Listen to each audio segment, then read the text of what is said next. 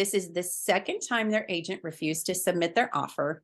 And the agent's reasoning for this last one was that 6 months ago, that house would have sold for $10K over asking. One person went on to say that they had a similar situation, but they forced their agent to put an offer in for them and they got the house. And again, we don't know the market and I don't know the years of experience by the agent. Hopefully they'll get back to me.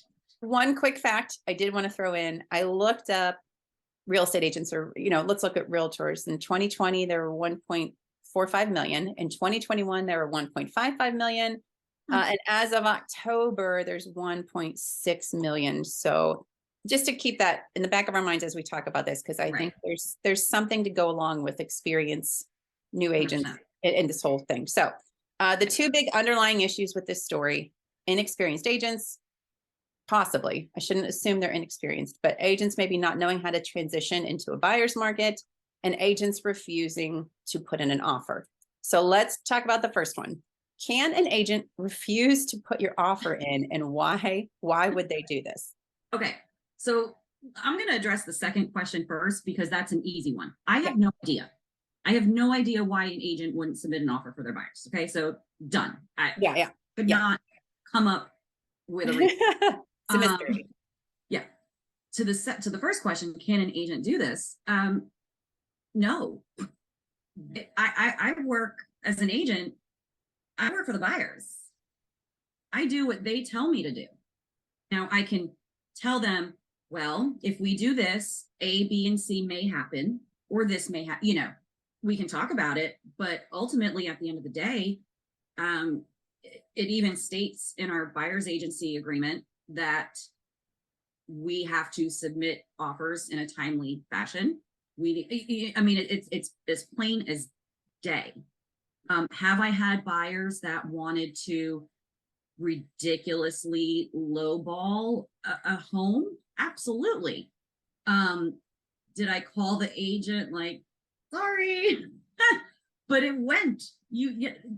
No, an agent cannot refuse to submit an offer. Right.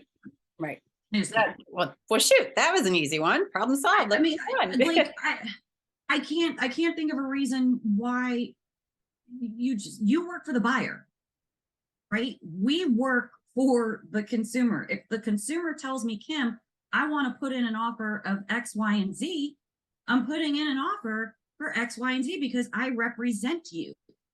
It's a mystery. Oh, so what should a buyer do in this position if their agent's refusing to put an offer? And I think there's two different things here. There's, hey, I don't think your offer is going to work. You're lowballing, but I'll do it anyways. And then there's like someone just totally refusing to put in your offer completely, which is what's happening in this scenario. So what does a buyer do when their agent says, no, I'm not doing that? If your agent works for a firm, right? If they don't own their own company, they're not the one in charge, so to speak. We have someone in charge. In North Carolina, we call them the broker in charge. Right. In North Carolina, we actually are brokers. I am a broker. Which I find that fascinating. I always get that because like in my state, it's either like you're a real estate agent or you're a broker, right? But in your state, you're a broker or you're the broker in charge, correct? Yes. Okay. Yes. And there's also agents and realtor, it all, but we're just called brokers. Some states are called a salesperson or something like that, I think. Either way, my first phone call would be to the broker in charge. So who that agent works for. Correct. Because at the end of the day, you want to try to resolve what's going on. You don't want to lose that house, right? So if you just flat out leave and, then you got to find someone else, yada, yada, yada. So I would absolutely positively reach out to the broker in charge, whoever is running that firm, and explain what is happening. Hopefully, maybe they could, get you a better match or whatever. But that would be my first suggestion. Right.